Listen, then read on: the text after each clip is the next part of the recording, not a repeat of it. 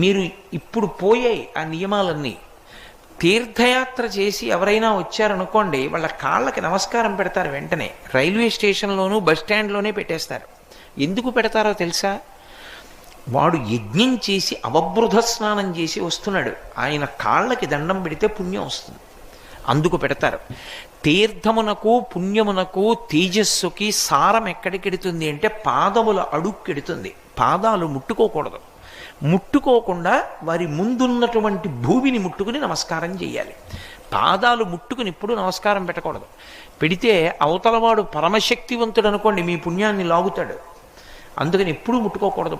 నేను నమస్కారం గురించి మీతో ఒకసారి ఉపన్యాసం చెప్పాను కూడా ఇక్కడ. కాబట్టి దూరం నుంచి భూమిని ముట్టుకుని నమస్కారం చేయాలి.